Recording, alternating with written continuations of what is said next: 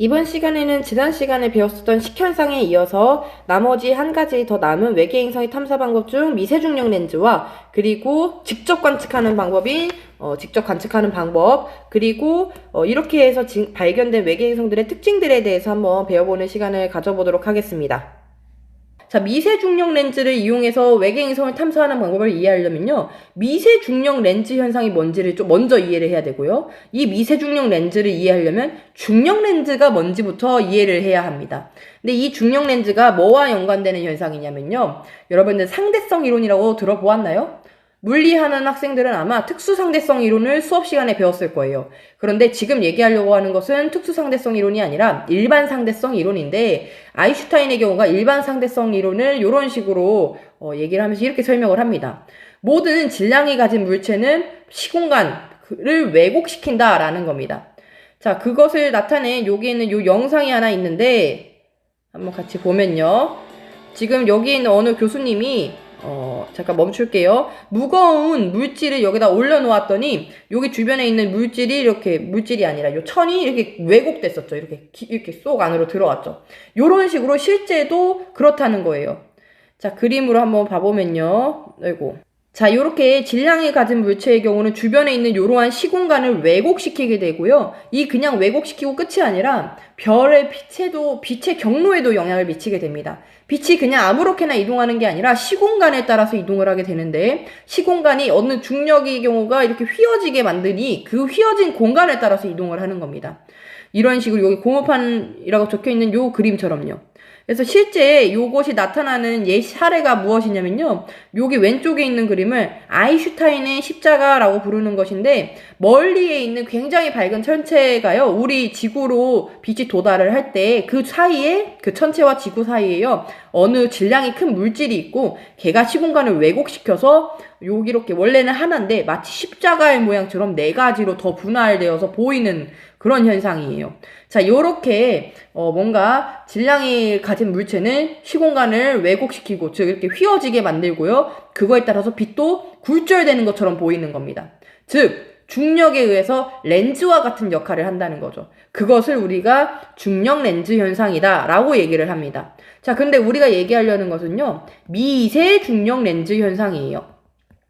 중력 렌즈는 중력 렌즈인데 미세한 중력 렌즈 현상을 이용한다는 건데 요 미세 중력 렌즈는요. 바로 행성에 의해서 나타나는 겁니다. 아래에 있는 그림 보면서 한번 설명을 해볼게요.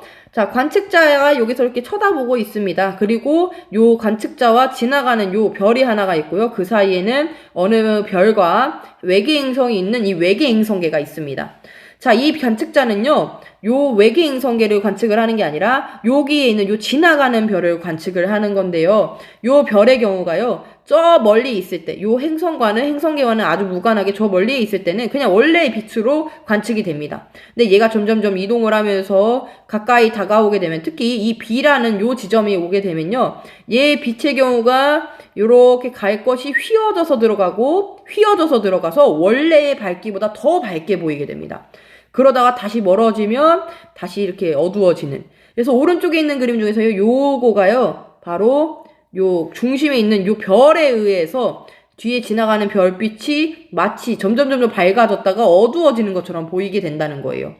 자, 이거는 별에 의해서 여기 있는 요 가운데 있는 이 별에 의한 중력 렌즈 효과로 인해서 나타나는 효과고요. 자, 그런데 만약에 요 별이 그냥 별만 있는 게 아니라 이런 행성을 가지게 되면요. 요 행성 하나하나도 중력에 의해서 미세한 중력 렌즈의 역할을 한다는 거예요. 그러다 보니 지나가는 애들이 요 미세한 중력 렌즈에 의해서 이렇게 톡 튀어나오는 요런 부분이 생기게 되는데, 자, 요거는 행성에 의해서 밝기가 이렇게 변하는 겁니다.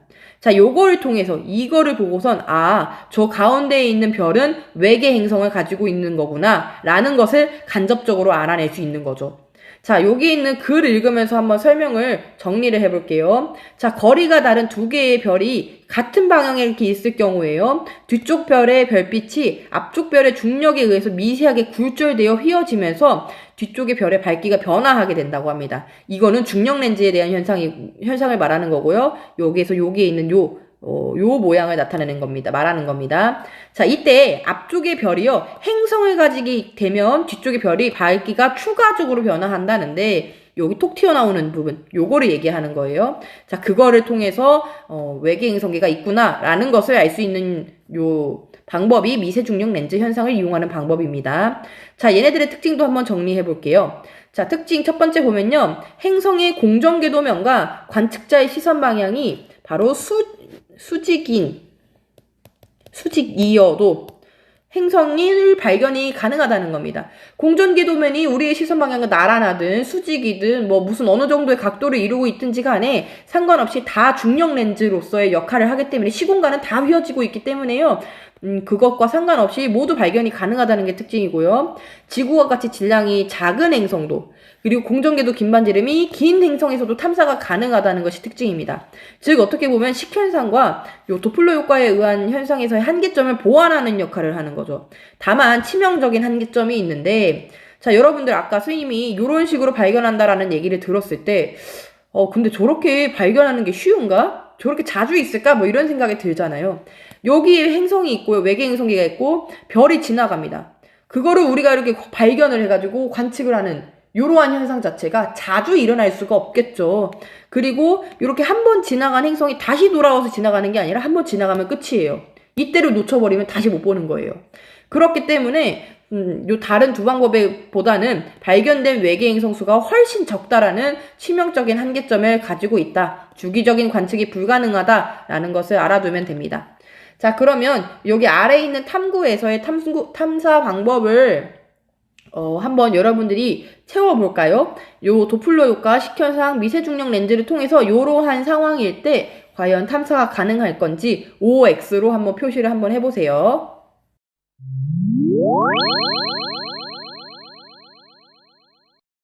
자, 요거는 여러분들 다들 쉽게 표시를 했을 것 같은데, 첫 번째, 도플러 효과를 이용한 외계 행성 탐사 방법.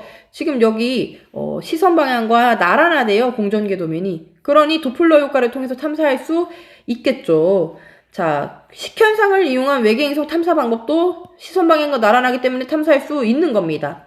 자, 이때 여러분들 지구에서 별 A, 별 B, 행성 P 중에서 어떤 거를 관측해야지, 어느 별 혹은 행성을 관측해야지 도플러 효과와 식현상을 볼 수가 있죠? 그렇죠. 별 B인 겁니다. 별 B의 시선 속도를 관측하는 게 1번 요 도플러 효과인 거고요. 별 B의 밝기 변화를 관측하는 게 식현상을 통해서 관측하는 방법인 겁니다. 자, 3번 보면요, 미세중력 렌즈 현상을 이용한 외계 행성의 탐사 방법도 당연히 가능하고요. 다만 주기적인 변화는 관측하지 못하고 이 별이 한번 지나가 버리면 끝이기 때문에 주기적인 변화는 관측이 불가능합니다. 반면에 도플러 효과라든가 식현상의 경우에는 이 주기적인 변화를 관측을 가능하다라는 거죠. 자, 이 미세중력 렌즈를 통해서 탐사할 때는 지금 별 A, B, 행성 P 중에서 무엇을 관측했을 때 알아낼 수가 있는 거죠? 별 B가 아니라 별 A인 겁니다. 다른 별을 관측을 함으로써 알 수 있다라는 방법, 간접적인 방법이다라는 겁니다. 자, 다음 장으로 넘어가면요, 직접 관측하는 방법입니다. 요거는 말 그대로 우주망원경이라든가 이런 거를 통해서 직접 촬영을 하거나 직접 관측을 하는 이러한 방법인데요. 요 관측하는 방법의 경우 당연히 이렇게 행성이 있고요. 주변에 별이 있고요. 주변에 행성이 회전을 하고 있으면요, 별의 밝기에 의해서 행성이 안 보이는 경우가 많기 때문에 별의 경우를 인위적으로 가려둡니다. 그것을 이 가리는 걸 우리가 뭐라고 하냐면요, 코로나 그래프라고 해요. 갑자기 코로나가 나왔는데, 네, 요 코로나 그래프로 별을 가리고요, 행성을 관측을 하는 겁니다. 지금 여기에 있는 그림도요, 여기에 플러스 이렇게 되어 있고 뭔가 가려져 있는데 코로나 그래프로 가린 겁니다. 자, 이러한 직접 관측을 하는 방법의 경우 중요한 내용이 바로 대부분 적외선 영역에서 촬영을 한다는 것은 좀 알아두세요.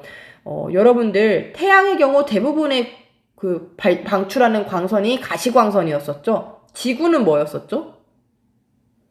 지구는 적외선이었어요. 자, 지구와 같은 행성들은요, 대부분 적외선에 방출을 합니다. 그렇기 때문에 직접 관측하는 방법에서도 적외선 영역에서 촬영하고 관측하는 거예요. 그래야지 잘 알아낼 수가 있겠죠. 자, 그렇다면 적외선 요 직접 촬영을 통해서 존재를 잘 확인할 수 있는 행성의 특징은 적외선 양이 많이 방출되는 행성일 테고요. 걔네들은 또 어떤 특징이 있냐면 지구에서 외계 행성들까지의 거리가 어때야 되겠어요? 가까워야 되겠죠. 가까울수록. 그래야지 그 방출하는 적외선이 많이 도달을 할 거 아닙니까? 자, 두 번째, 행성의 반지름이 클수록인 겁니다. 면적이 넓으면 넓을수록 방출하는 면적이 넓어지겠죠. 자, 세 번째는 표면 온도가 높을수록이에요. 그래서 이러한 특징을 가진 애들이요, 직접관 촬영을 통해서 잘 발견되는 행성입니다. 자, 이러한 직접 관측의 특징은 분광 관측을 통해서 대기 성분까지도 알아낼 수 있다는 게 특징입니다. 자, 그럼 실제로 직접 관측한 요 사진을 한번 봐볼까요?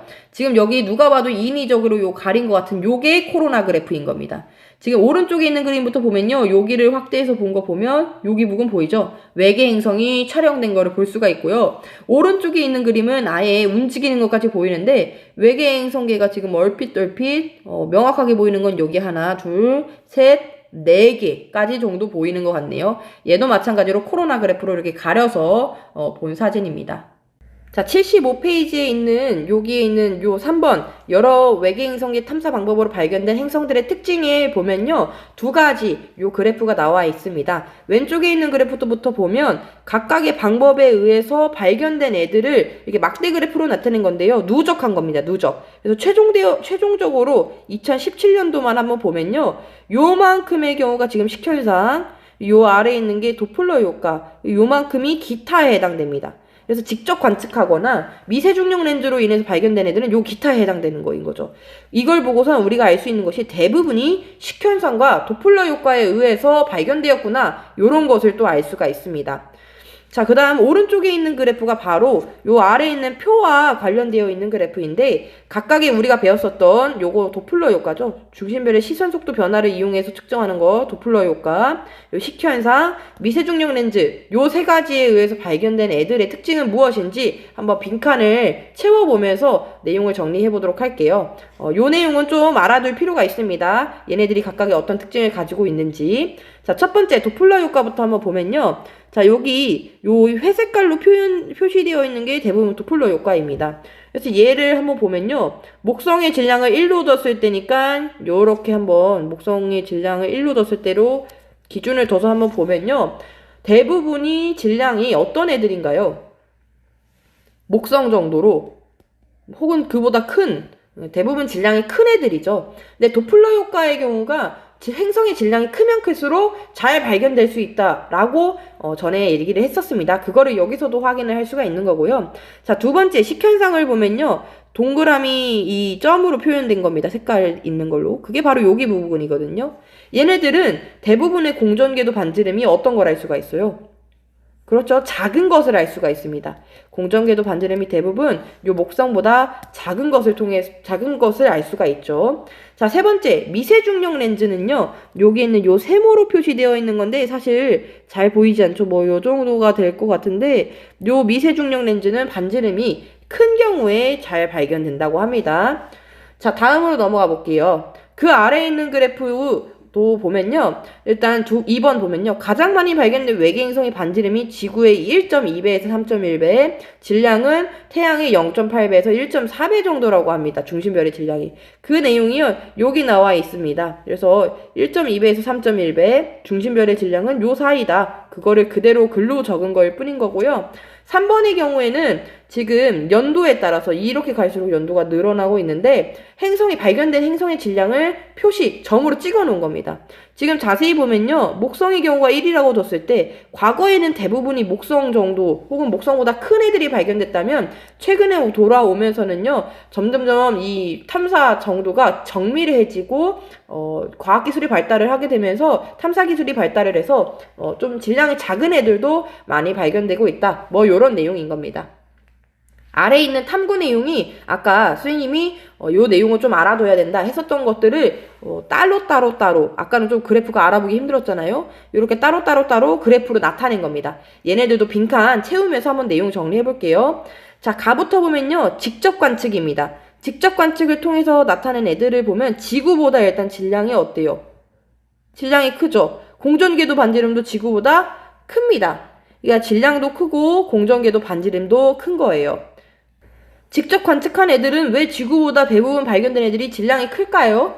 질량부터 먼저 보면 우리 이런 직접 관측의 경우에는 적외선을 가지고서 관측을 하는데 적외선량이 많으면 많을수록 잘 관측된다고 했었죠. 이 적외선량이 많은 경우가요, 질량이 크고 반지름도 크고 표면 온도도 높은 경우에 적외선량이 많다고 했습니다. 그러니 당연히 질량이 큰 애들이 잘 발견되는 거죠.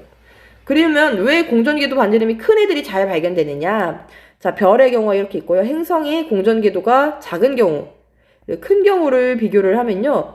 여기에서 이렇게 행성이 이렇게 공전을 하고 있을 때요. 우리가 요 별에 의해서 행성이 영향을 받기 때문에 별을 임의적으로 가리죠. 바로 코로나 그래프로 가린다고 했습니다. 그런데 아무래도 가린다 한들 워낙 행성의 경우가 별에 가까이 있으면 별의 영향을 받기 때문에 직접 관측하기가 어렵습니다.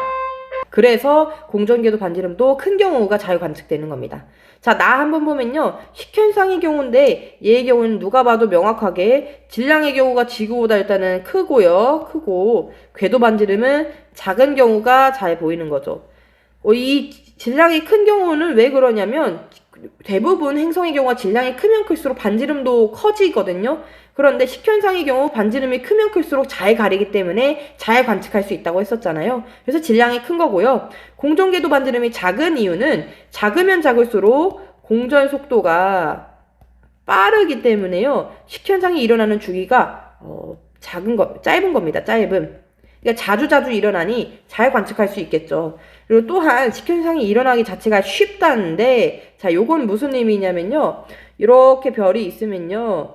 이렇게 요거는 행성의 요 공전 궤도 면을요. 옆에서 봤을 때 우리가 이렇게 쳐다보고 있다라고 생각을 해봅시다. 행성이 딱 여기에 있을 때요. 이 경우에는 이 행성의 경우가 요 별을 가릴 거예요. 근데 만약에 행성이 여기 있어요. 지금 이렇게 해서 우리가 만약에 본다면 가리지 못하겠죠. 그러니까 같은 각도만큼 요 공전궤도면이 기울어졌다라고 했을 때요. 요 길게 되는 경우는 가릴 수가 없습니다. 그렇기 때문에 짧으면 짧을수록 식현상이 일어나기 쉬운 거예요. 자, 다부분 보면요. 대부분 요 도플러 효과인데 대부분 질량이 지구보다 큽니다. 그 이유는 질량이 클수록 별의 시선 속도 변화가 크기 때문에 그런 거죠. 자, 다음 내용으로는 외계 생명체 탐사 방법에 대한 내용을 한번 얘기할 건데요.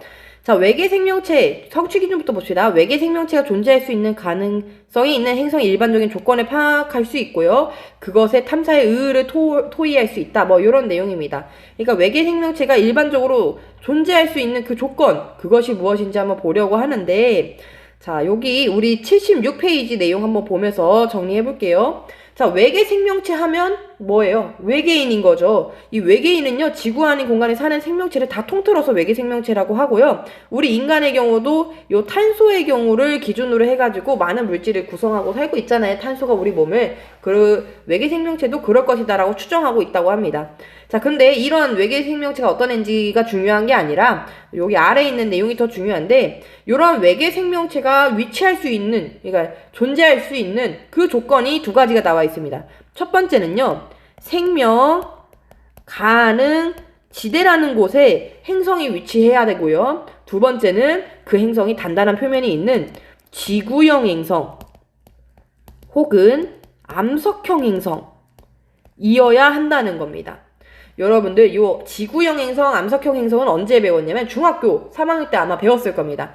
행성의 경우를요, 크게 두 가지로 구분할 수가 있는데 바로 지구형 행성, 즉 암석형 행성과요, 암석형 행성, 그리고 목성형 행성, 다른 말로 가스형 행성이라고 하죠. 가스형 행성으로 구분할 수 있습니다. 그래서 뭔가 목성형 행성은 크기가 크고 뭐 고리가 있고 뭐 이런 특징들이 있었잖아요. 얘네들을 구분하는 기준이 뭔지 아시나요? 바로 여기 밀도입니다. 밀도.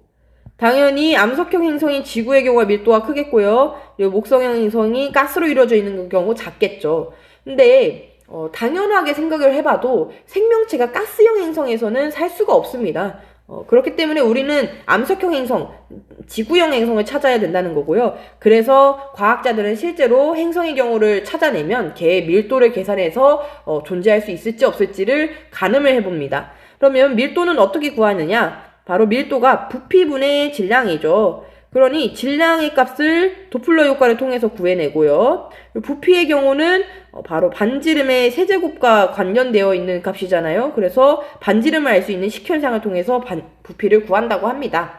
자, 그러면 지금 이 암석형 행성, 지구형 행성을 찾는 방법은 배웠으니 이제 생명 가능 지대에 대한 내용을 배울 건데요. 자, 생명 가능 지대 중요합니다. 여러분들 일단 76페이지에 있는 요 생명 가능 지대에다가 왕별이를 하나를 빵 쳐주세요. 자, 말 그대로 생명 가능 지대는 생명체가 존재할 수 있는 가능성이 있는 지대를 생명 가능 지대라고 합니다. 자, 여러분들 생각을 하기에 생명체가 살아가기에 가장 필요한 물질이 무엇이라고 생각하나요? 누구는 산소 어쩌고저쩌고 얘기를 할 텐데 바로 물입니다. 물. 그래서 생명 가능 지대란 바로 액체 상태의 기체도 아니고요, 고체도 아니고 액체 상태의 물이 존재할 수 있는 그 거리, 그리고 그 범위를 생명 가능 지대라고 얘기를 하는 겁니다. 즉 물의 경우는요, 우리 물 말고 H2O라는 요 물질은요, 상태에 따라서 세 가지가 있죠. 얼음과 그리고 물, 액체 상태의 물, 그리고 수증기로 구분을 할 수가 있습니다. 온도가 높은 지역에서는 이 H2O가 세 가지 상태 중에서 뭘로 존재하겠어요? 수증기로 존재를 하겠죠. 온도가 낮은 경우에는 얼음으로 존재할 거고 그 둘의 적절한 온도일 때 물로 존재할 거라는 겁니다. 자, 그럼 별로부터 행성의 경우가 가까이 존재하게 되면요, H2O가 수증기 상태로 존재할 거고요. 멀리 존재하게 되면 얼음 상태로 존재할 거라는 겁니다. 그래서 그거를 나타낸 그림이 여기 있는 요 그림인데, 자, 이 바로 태양과 비슷한 질량, 표면 온도를 가진 A입니다. 그래서 이렇게 태양과 요 초록 색깔로 표시되어 있는 요 범위가요, 바로 생명 가능 지대를 나타낸 거예요. 생명 가능 지대. 요 생명 가능 지대보다 가까우면 물의 경우가 무슨 상태로 존재한다? 그렇죠. 수증기 상태로 존재하는 거고요. 생명 가능 지대보다 멀면 얼음의 상태로 존재하는 거죠. 그런데 만약에 요 태양보다 질량이 더 큰 그러한 별이 중심별이라고 한번 생각을 해봅시다. 위에 있는 요 별인데, 자, 얘의 경우에는 아무래도 광도도 크고 표면 온도도 높다 보니 생명 가능 지대, 즉 물, 액체 상태의 물이 존재할 수 있는 곳이 더 먼 겁니다. 더 멀리에서나 액체 상태의 물이 존재할 수 있게 되는 거고요. 생명 가능 지대가 좀 멀리 존재하는 거죠. 그 가까이 있는 곳에서는 수증기 상태로 존재하는 거고요. 멀리에서는 얼음 상태로 존재하는 겁니다. 그럼 만약에 요 태양보다 더 온도가 낮은 애라면 조금 더 가까이 생명 가능 지대가 위치하겠고요. 그리고 여기 그 사이는 수증기, 그리고 멀리는 얼음이 존재할 거예요. 자, 여기에 있는 요 면적을, 여기 초록색 범위를 통해서도 알 수 있는데, 이 질량이 크면 클수록요, 요 생명 가능 지대의 범위가 넓어집니다. 질량이 작으면 작을수록, 즉 표면 온도가 낮고 광도가 낮으면 낮을수록 요 생명 가능 지대는 좁아지는 게 특징이에요. 자, 그래서 요거를요, 요렇게 연결을 하면, 자, 요렇게 연결을 하고요, 여기가 이렇게 가로축, 세로축이 되는 겁니다. 요게 태양이 아니라 중심별의 질량, 그리고 가로축이 요 중심별로부터의 거리로 되면요, 요 그래프가 바로 여기 있는 이 그래프가 되는 겁니다. 가로축이 그 거리, 공전궤도 반지름이 되는 거고요. 세로축이 별의 질량인 거예요. 그래서 지금 생명 가능 지대가 여기서 멀리 존재를 하고 있고요. 요 별의 질량이 큰 경우에는 멀리 있고 가까운 경우에는 가까이 존재하는 걸 알 수가 있죠. 그리고 요 그림은 조금 애매하긴 한데 여기가 조금 더 넓고요. 질량이 큰 경우가 조금 더 넓고 질량이 작은 경우가 조금 얇습니다. 그래서 정확히 그리면 요런 식으로 이렇게 얇게 그려집니다. 자, 그래서 지금 현재 태양인 경우의 질량을 가졌을 때에 그 태양이 질량이 1이니까 그때의 지금 생명 가능 지대를 보면 여기 요 범위인 거고요. 그 범위 안에 들어가는 지금 태양계 행성이 지구밖에 없죠. 그러니 지구는 지금 액체 상태의 물이 존재하는 겁니다. 그럼 만약에 목성의 경우에는 무슨 상태의 물이 존재할 가능성이 있겠어요?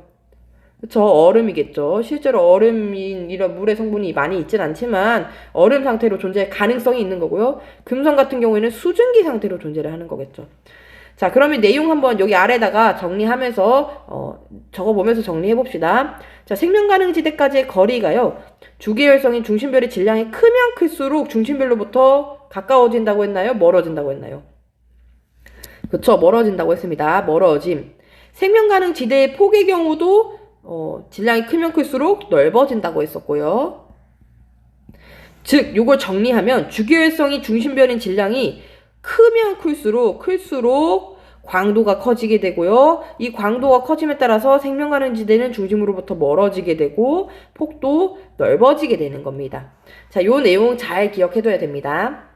자, 그러면 만약에 요 상태에서 태양의 경우가 질량의 경우가 한 2배 정도로 늘어났다라고 해봅시다. 2배 정도로 늘어나면 생명 가능 지대가 여기에 위치를 하겠고요. 그럼 현재 지구의 경우는 생명 가능 지대에서 벗어나서 물의 경우가 무슨 상태로 존재하겠어요? 그렇죠. 수증기 상태로 존재할 거라는 겁니다. 그리고 화성의 경우가 오히려 생명 가능 지대 안에 들어가게 되겠죠. 자, 그런데 이런 일이 실제로 일어납니다. 태양의 경우가 진화하면서 따라서요, 요 광도가 변화하게 되는데, 그거에 따라서 생명 가능 지대가 변화할 거라는 겁니다.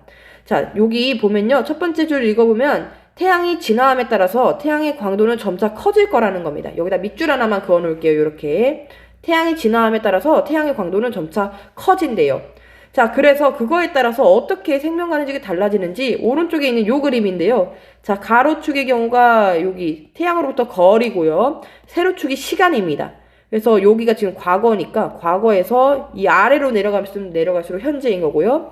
현재의 경우 아래로 내려가면 내려갈수록 미래인 거고요. 현재의 경우가 여기여서 지금 생명 가능 지대가 여기 범위다. 뭐 그런 겁니다. 자, 그런데 요 태양으로부터 거리가요, AU라는 단위로 나와 있어요. 이 AU라는 단위, 익숙한 사람도 있고, 처음 들어보는 사람도 있을 텐데, 요 단위는 좀 알고 있어야 됩니다. 거리를 재는 단위인데요, 1AU는요, 태양부터 지구까지의 거리를 1AU라고 정의를 내립니다. 자, 그러니, 현재의 지구 위치를 여기다가 표시를 할 수가 있겠죠. 현재의 지구 위치는요, 지금 1AU이면서 현재니까 여기에 딱 지금 현재 지구가 위치하는 거죠. 그러니 생명 가능 지대 안에 있어서 벗어나지 않는 겁니다. 벗어나지 않는 게 아니라 액체 상태에 물이 존재할 수 있는 겁니다.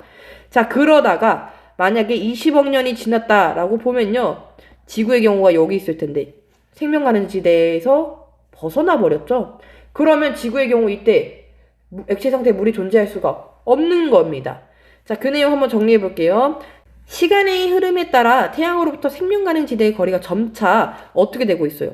점차 광도가 커지고 있으니 이 거리도 점차 멀어지겠고요. 폭의 경우는 넓어지고 있는 거 보이는가요? 지금 거리의 경우가 멀어지고 있고요. 1의 이유보다 훨씬 멀어졌죠. 그리고 폭도 넓어진 거 볼 수 있습니다. 자, 그래서 이러한 지구의 경우는 미래에 생명 가능 지대를 벗어날 수밖에 없는 겁니다. 그 정확한 시점이 지금 여기 1AU와 여기가 딱 만나는 지점이 이때죠. 이때가 10억 년 후라고 합니다. 그때면 생명 가능 지대가 지구보다 바깥쪽에 위치하게 되기 때문에 지구의 온도가 현재보다 어떻게 된다? 그렇죠. 높아지게 되고요. 액체 상태에 물이 존재하지 못하고 다 증발해버려서요. 수증기 상태로만 요 물의 경우가 남아있겠구나. 혹은 아예 이렇게 증발해버릴 것이다. 뭐 이렇게 이해할 수 있는 겁니다. 자, 그러면 다음 내용으로 지구의 경우가 이러한 생명 가능 지대에 있기 때문에 생명체가 존재하는 이유는 알겠어요. 그것 말고 다른 요소들이 뭐가 있는지 아래에 정리된 거 한번 볼게요. 자, 첫 번째, 태양과의 거리가요, 1억 5천만 킬로미터 정도로 아주 적절히 떨어져 있어서 바로 생명 가능 지대에 위치하고 있기 때문에 액체 상태의 물이 존재할 수 있다라는 겁니다. 이러한 액체 상태의 물이 왜 이렇게 중요하냐면요. 액체 상태의 물의 경우가요. 애초에 여러분들 처음에 선생님하고 그 지구의 역사 배웠을 때 생명체가 어디서 탄생을 했었나요? 처음에. 그냥 육지에서 뿅 탄생을 했나요? 아니죠. 바다에서 탄생을 했었잖아요. 액체 상태의 물이요, 생명체가 탄생하는 데에는 필수적일 수밖에 없는데 그 이유가 대기 중에 이산화탄소가 액체 상태의 물에 녹아서 CO2의 양의 경우가 적절히 유지가 돼서 온실효과가 적절히 일어나기도 하고요. 또 물의 경우는 연용량, 즉 비열의 경우가 큽니다. 그렇기 때문에 많은 열의 경우로 오랜 시간 동안 보존할 수 있다는 특징을 가지고 있고요. 또 물의 경우가 여러분들 화학 시간에 극성이다 이런 거 배웠잖아요. 그러한 성질 때문에 물질을 녹일 수 있는 좋은 용매로서 작용을 해서 이러한 생명체가 탄생하는 데 필요한 물질들을 잘 녹이고 잘 전달을 했다고 합니다. 그래서 그러한 데에 있어서 물의 경우가 필수적일 수밖에 없구나 이렇게 이해를 하면 되고요. 자, 세 번째 존재하는 이유 세 번째는요. 대기가 있기 때문이다 라는 겁니다. 대기에 의해서 적절하게 자외선 같은 것도 가리고 호흡도 할 수 있으며 그리고 온실 효과도 적절하게 일어나는 거죠. 그럼 실제로 외계 생명체가 존재할 수 있는 행성의 조건도 지구와 같은 조건이면 탄생할 수 있겠죠. 그래서 첫 번째 행성의 경우가 자 요거는 77쪽에 있는 내용입니다. 자 행성의 경우가 생명 가능 지대에 위치해야 되는 겁니다. 자 그렇게 되면 액체 상태의 물이 존재를 하겠고 그러면 뭔가 이런 아까 앞에서 얘기했었던 액체 상태의 물이 존재함으로써 생명체가 탄생할 수 있다라는 내용이고요. 자 2번은요. 행성이 적절한 양과 성분의 대기를 가지고 있어야 된다. 그래서 이러한 대기가 적절한 온실 효과를 일으켜서 생명체가 살기에 적절한 이러한 환경으로 만들어준다 라는 거고요. 세 번째는요. 아까는 없었던 건데 자기장이 있어야 합니다. 자, 지구의 경우 자기장 존재하죠. 이러한 자기장이요. 태양으로부터 오는 태양풍이라든가요. 고에너지 입자 같은 것들을 막아주는 그런 역할을 하거든요. 그래서 이러한 것들을 차단시켜줘야 되기 때문에 자기장도 존재해야 된다라는 내용입니다. 마지막 네 번째는요. 여기다 별표 하나 쳐둡시다. 행성의 경우가요. 그냥 생명가능지대에 위치하면 다 해결되는 게 아니라요. 생명가능지대에 어느 정도 오랫동안 머물러야 됩니다. 왜냐면 우리가 지금 외계의 생명체 뭐 아메바 수준의 그런 생명체를 찾고자 하는 게 아니잖아요. 우리 인간 정도 되는 지적 생명체를 찾고자 하는 겁니다. 굉장히 지적이고 복합적인 이런 생명체를 찾아야 하는데 이렇게 인간 정도 수준으로 진화를 하려면 충분한 시간 동안에 진화 시간이 주어져야 되고 그러려면 생명 가능 지대의 행성에 오랫동안 머물러야 된다는 거예요. 근데 만약에 중심별의 경우가 질량이 매우 크다라고 생각을 해봅시다. 중심별의 경우 질량이 크면 수명이 어떻게 된다고 했었죠? 그쵸. 짧아진다고 했습니다. 그래서 중심별의 경우가 질량이 큰 경우 수명이 짧아지기 때문에 이런 애들이 진화할 시간이 부족해져 버려요. 그래서 적절치 않다는 겁니다. 자, 그렇다면 무조건 중심별의 질량이 작으면 오케이일까요? 아니죠. 질량이 너무 작으면 또 그것대로 문제가 생기는데 질량이 작을 때 수명이 길긴 깁니다. 근데 무슨 문제가 생기느냐? 질량이 작으면요. 아까 생명가능지대가 가깝게 위치했나요? 멀리 위치했나요? 가깝게 위치했었죠. 한 요 정도가 생명가능지대면 여기 주변 여기 이 생명가능지대 안에 행성이 있다 한들 너무 가깝기 때문에 이러하면 중심별의 요 중력에 의해서 너무 가까워져서요. 요 중심별에 얘는 또 질량이 아니라 중력이 어마어마하잖아요. 얘의 중력이 바로 이 행성에 직접적으로 영향을 미쳐서 동주기 자전이라는 걸 해버리게 됩니다. 동주기 자전. 자, 동주기 자전이 무엇이냐? 같을 동의 주기, 자전이란 뜻인데 주기가 같은 자전이라는 겁니다. 뭐와 주기가 같냐? 공전주기와 그리고 자전주기가 같은 거예요. 근데 자전주기랑 공전주기 같으면 뭐 상관없는 거 아니에요? 이럴 수가 있는데 대표적인 동주기 자전을 하는 천체가요. 달입니다. 달. 여러분들 달에 대해서 달의 모습을 딱 생각하면 달의 표면에 떡방아 찍고 있는 이 토끼가 생각이 나죠. 요 토끼가 생각이 날 텐데 왜 우리는 달의 경우를 면을 보면 딱 이 모습만 생각이 나느냐? 우리는 달의 한 면밖에 못 보기 때문입니다. 동주기 자전을 하게 되면요. 중심에서 공전을 할 때 한 면만 바라보면서 공전을 하게 돼요. 그 말은 즉슨 중심별이 있고요. 어느 한 행성이 동주기 자전을 하면서 돌면요. 어느 곳은 항상 낮이고요. 어느 곳은 항상 밤인 거예요. 자, 이런 곳에서 이 생명체가 살 수가 없겠죠. 그렇기 때문에 이러한 동주기 자전이 생겨버리기 때문에 질량이 너무 작아서도 안 된다는 겁니다. 그래서 질량의 경우 아주 적절할 때 그럴 때에 이러한 생명체가 탄생할 수가 있고요. 그게 바로 태양과 같은 G형 정도의 별의 경우가 아주 적절하다라고 얘기를 합니다. 자, 그것과 관련되어 있는 탐구가 요 아래에 있는 탐구인데요. 지금 요 세 가지의 주기혈성을 비교하고자 하는 겁니다. 첫 번째는 질량이 큰 스피카, 두 번째는 우리 태양, 그리고 마지막은 백조자리 61b, 질량이 작은 백조자리 61b인 겁니다. 자, 스피카의 경우에는 질량이 크기 때문에요. 얘의 경우 광도가 높아서 태양으로부터 태양보다 생명가능지대의 거리가 멀겠죠. 그리고 폭도 태양보다 넓을 거예요. 백조자리 61b의 경우는요. 태양보다 당연히 질량이 작기 때문에 가깝겠고요. 가까움. 폭은 태양보다 좁겠죠. 좁음. 자, 그러면 스피카와 이 백조자리 61b가 아무리 얘네들의 이후 생명 가능 지대에 있다고 한들 생명체가 존재할 수가 있느냐? 그런 게 아니라는 거죠. 스피카 같은 애들은 수명이 너무 짧아서 안 되는 거고, 백조자리의 경우에 너무 가까워서 동주기 자전이 일어날 가능성이 있다라는 겁니다.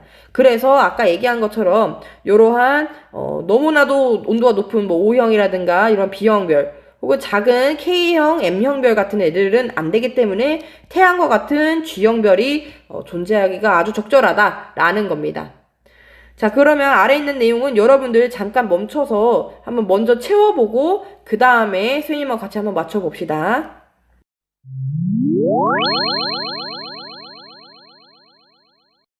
자, 여러분들 다들 한번 채워봤나요? 아까서부터 계속 반복되는 내용이어서 아마 어렵지 않게 채웠을 것 같습니다. 자, 주기율성 H열도의 왼쪽 위에 분포할수록 질량의 경우는 어떻게 된다? 이 왼쪽 위로 갈수록 질량은 크고 표면 온도는 높고 광도가 크고 수명의 경우는 짧다. 그리고 생명 가능 지대가 중심별로부터 멀어지고 폭의 경우에는 넓어진다. 이렇게 정리할 수 있는 겁니다. 이 외계의 생명체 탐사에 대한 내용을 가르치면서 선생님이 항상 학생들에게 해주는 말이 있습니다. 지금 어떻게 보면 이 외계 생명체 탐사에 대한 내용은 정말 전 세계의 초도의 관심사 중에서도 하나고 굉장히 많은 돈과 이러한 연구들이 투입이 되면서 이루어지고 있는 부분인데 그럼에도 불구하고 지금 몇 천여 개의 외계행성계가 발견되었음에도 불구하고 지구 정도의 생명체가 존재하는 외계 생명체가 존재하는 행성은 아직 발견이 되었을까요? 그런 얘기는 듣지 못했죠. 지금 아주 작은 생명체라도 발견조차 하지 못했습니다. 그래서 그것을 따져보면 그 이유가 어떻게 보면 지금 이러한 태양의 경우, 즉 G형 정도의 별인 곳에서 적절한 거리를 가지고 있어야 되고 그러한 또 대기도 가지고 있어야 되고요. 물의 경우도 있어야 하고 또 뭐 자기장도 있어야 되고 등등등 다양한 조건들을 충족시켜야지만이 이러한 생명체가 존재할 수가 있는 거고요. 그것이 또 진화의 과정을 적절하게 걸쳐야지만이 가능한 거겠죠. 그래서 어떻게 보면 우리가 탄생한 것 자체가 엄청난 확률로 뚫고선 탄생을 한 거라는 겁니다. 그리고 거기다 더하면 우리 지금 전 세계, 지구라는 전 세계에서 또 한국이라는 곳에서 살고 있고요. 또 이 한국에서 정말 많은 지역이 있는데 그 중에서도 대전이라는 곳에서 또 대전에 수많은 고등학교가 있는데 대전 도안고등학교에서 여러분들과 선생님이 이렇게 만나서 지금 실제로 보지 못하고 온클로 얘기하고 있지만 아무튼 이렇게 만나서 이 맺고 있는 인연이 정말 얼마만큼의 확률로 우리가 연결되어 있는 그런 인연인가를 생각을 하면 또 선생님과의 인연이 또 이렇게 굉장히 소중하다고 느껴지지 않나요? 혹은 여러분들 옆에 있는 친구들이라든가 혹은 담임 선생님, 부모님 뭐 다 해서 이러한 주변에 있는 이런 내용을 배우다 보면 얼마나 그 인연과 이것이 엄청난 확률로 만난 소중한 인연인가라는 거를 또 다시금 생각해 볼 수 있는 거라고 생각을 합니다. 오늘 수업은 여기까지입니다. 지금까지 듣느냐고 고생 많았고 여러분들 제발 그 당일날에 밀리지 않고 수업 듣도록 합시다. 수고하셨습니다.